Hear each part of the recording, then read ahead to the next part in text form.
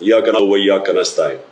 میرے پاکستانیوں، جب تک یہ میرے الفاظ آپ تک پہنچیں گے مجھے ایک ناجائز کیس کے اندر بند کر دیا ہوگا.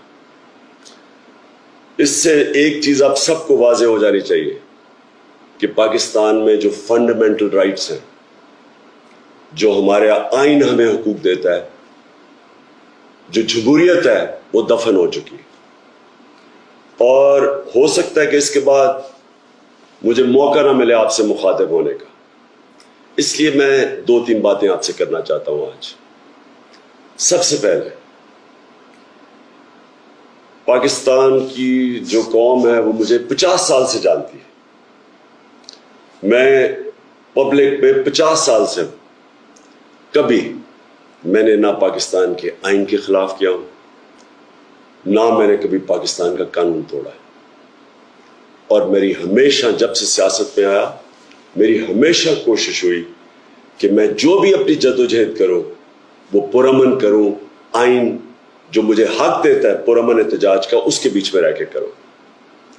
آج یہ جو کیا جا رہا ہے یہ اس لیے نہیں کیا جا رہا کہ میں نے کوئی قانون توڑا ہے، یہ صرف اس لیے کیا جا رہا ہے کہ یہ چاہتے ہیں کہ میں جو حقیقی آزادی کی تحریک ہے اس سے پیچھے ہٹوں. اور یہ اس لیے کیا جا رہا ہے کہ یہ کرپٹ چوروں کا ٹولہ، امپورٹڈ حکومت جو ہمارے اوپر مسلط کی گئی ہے، یہ چاہتے ہیں کہ میں اس کو قبول کر لوں. میں آج آپ سب سے اپیل کر رہا ہوں کہ آپ کو اپنے حقوق کے لیے، اپنی حقیقی آزادی کے لیے سب کو نکلنا پڑے گا. کبھی بھی کسی قوم کو پلیٹ میں آزادی نہیں پکڑائی جاتی. آزادی کے لیے جدوجہد کرنی پڑتی ہے، جہاد کرنی پڑتی ہے، محنت کرنی پڑتی ہے، اور وہی قوم پھر اس کو اللہ تحفہ دیتا ہے آزادی کا. یہ وقت آ گیا ہے کہ آپ سب اپنے حقوق کے لیے نکلیں. میری جو ساری مشن ہے، جو میری زندگی کی جدوجہد ہے، وہ آج اللہ اور اس کے رسول کے بعد میری قوم، پاکستانی قوم آپ کے ہاتھ میں ہے. گھر بیٹھنے کا وقت چلا گیا.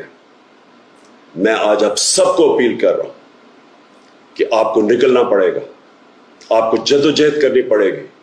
آپ کو یہ جو فیشسٹ نظام ہے، جو یہ خوف طاری کر رہے ہیں، یہ خوف کے بت کو توڑنا پڑے گا.